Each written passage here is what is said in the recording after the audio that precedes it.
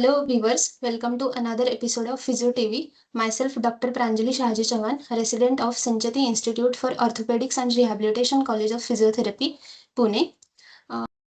So today we are going to discuss about blood flow restriction therapy. Introduction.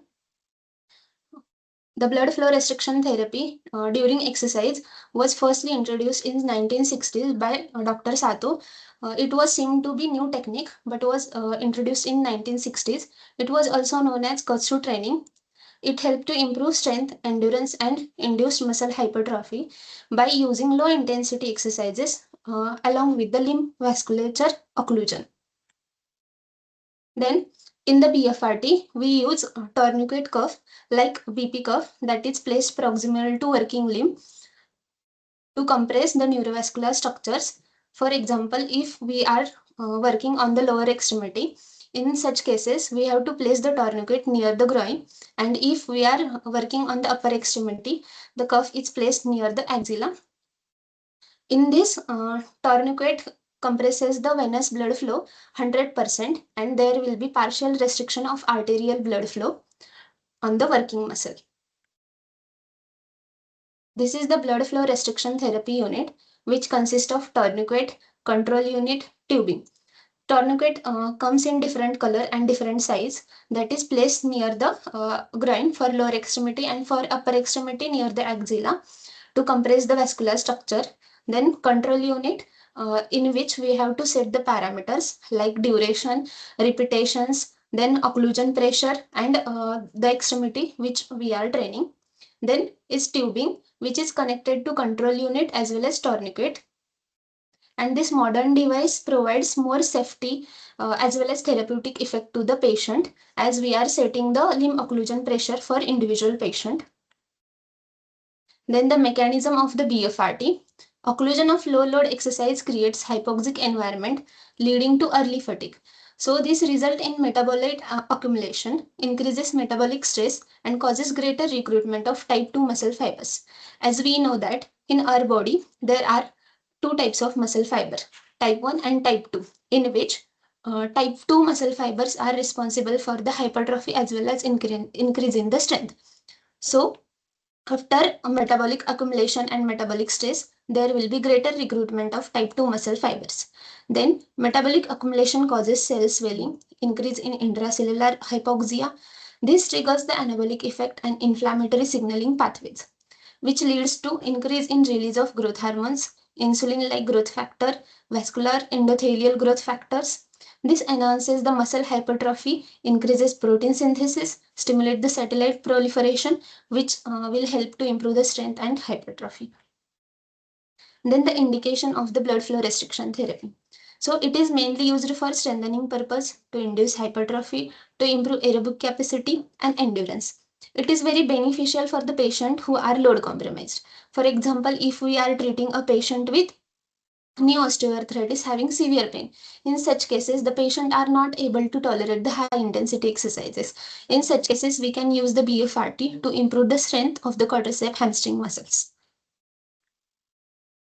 Then the contraindications of BFRT are deep vein thrombosis, varicose vein, sickle cell traits, open wound, abnormal clotting time, lymphedema, diabetes, infection, tumor, cardiovascular disease, hypertension, obesity, poor circulatory system, shiny skin, scaly skin, or dry nails.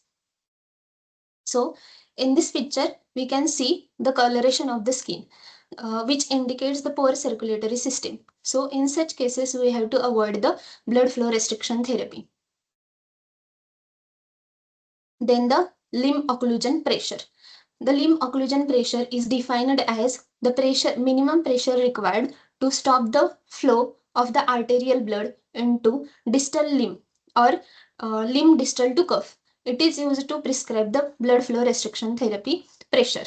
So by using the limb occlusion pressure, it will provide more benefit to the patient in terms of safety, therapeutic effect again. Then this is the protocol in which, as we discussed till, BFRT uses low intensity exercises. So load of the training will be 20 to 30% of one repetition maximum.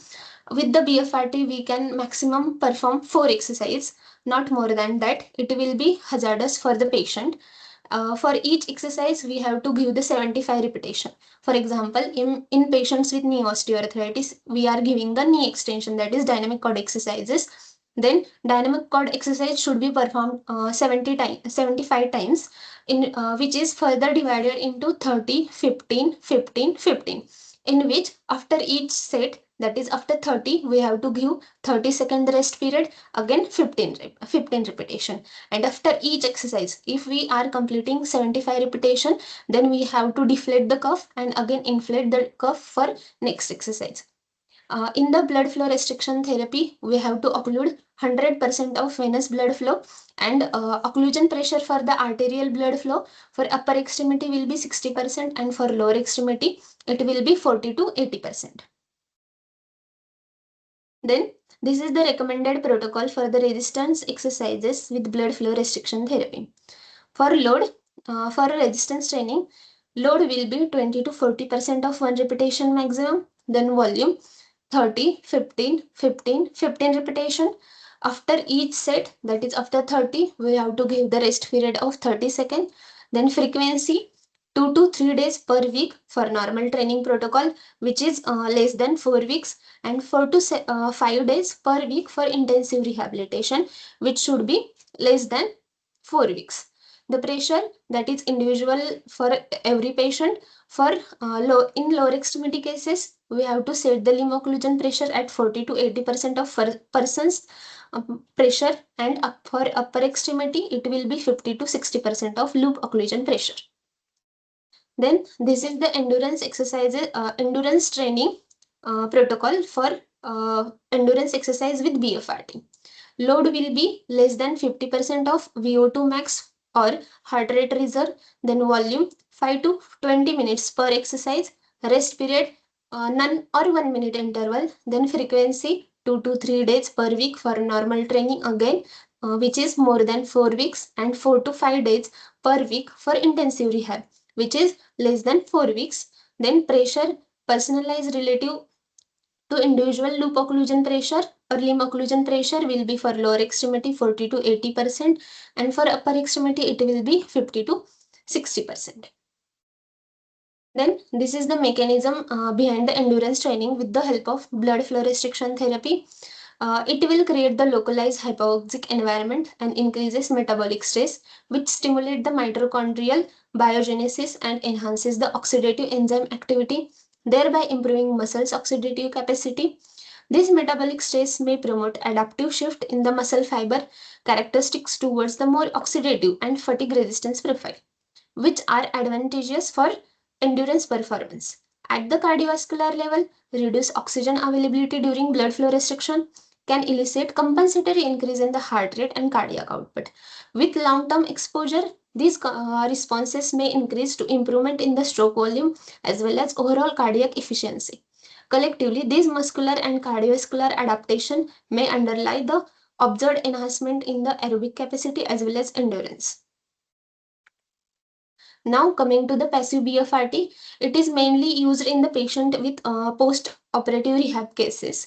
It can be used to offset the muscle hypertrophy and strength loss during the period of immobilization. Mostly we see the muscle atrophy post-operatively. In such cases, we can give passive BFRT.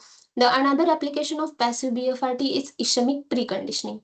This is the tool to enhance the recovery process and which has been shown to reduce the exercise-induced markers and muscle damage. It has potential use in application of before or after strenuous exercise to help accelerated recovery, decreases the markers of exercise-induced muscle damage and reduces overall soreness, and enhances the post-exercise muscle performance. Ischemic preconditioning may be used in athlete readiness function both as a primary intervention prior to sport training as well as after sports training method to following the sport training exposure.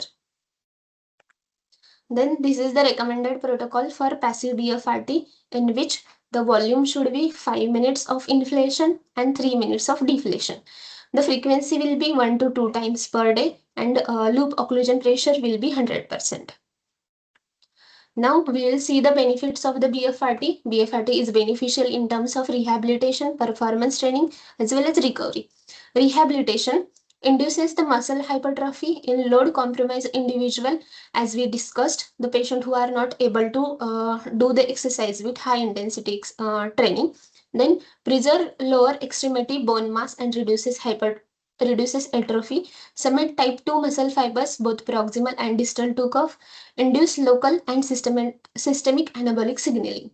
Then performance training, low load BFRT has been shown to be effective at improving strength and hypertrophy in healthy individuals, to drive supplemental hypertrophy of targeted muscle groups to enhance the performance in conventional test of athletic performance, utility improving aerobic fitness and anaerobic capacity.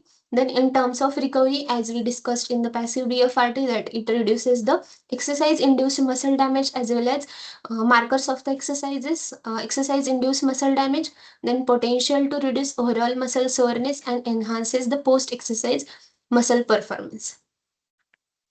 Then we will see the literatures regarding the blood flow restriction therapy. This is the study which is done in 2017 on the benefit of resistance training with blood flow restriction therapy on knee osteoarthritis. So in this study, they have compared the low intensity exercise training versus low intensity exercise training versus low intensity exercise training with the blood flow restriction therapy. In this, they have included 48 women with knee osteoarthritis. The duration of the study was 12 weeks, twice per week. Then they have given two exercises, that is bilateral leg press and knee extension exercise for the knee osteoarthritis patient, and 4 to 5 set of 15 repetition at 20 to 30 of one repetition maximum with blood flow restriction therapy and 70% of limb occlusion pressure. And outcome measures used in this study were muscle strength as well as quadricep cross-sectional area via CT scan. So these are the results of that study, in which first graph indicates the leg press and second indicates the knee extension dynamic strength. Here in the graph, white bar will indicate the high intensity resistance exercise training, then gray bar will indicate low intensity resistance training, and black will indicate the BFRT group. So in the leg press, we can see pre and post, in which there is improvement in the pre and post group of the BFRT, as well as it is more beneficial in terms of strength in as compared to low intensity exercises without BFRT and with BFRT. Then it is comparable to the high intensity exercise training. Same as like leg press exercise, in the knee extension exercises, in the post we can see BFRT group is comparable to the high intensity exercise, and BFRT group is more having more benefit as compared to low intensity exercise. Then this is for quadricep cross sectional area. It again, the BFRT group shows good amount of improvement as compared to pre, and it is comparable to high intensity exercise. Then this is another article for ACL rehabilitation, blood flow restriction training after ACL reconstruction, a scoping review of 2025. In this, they have recommended that BFRT can be initiated between 2 to 6 weeks post-operatively once the incisions are healed and early range of motion goals are achieved, like 0 to 90 degree. Occlusion pressure, they have recommended that 80%, frequency of 2 to 3 sessions per week.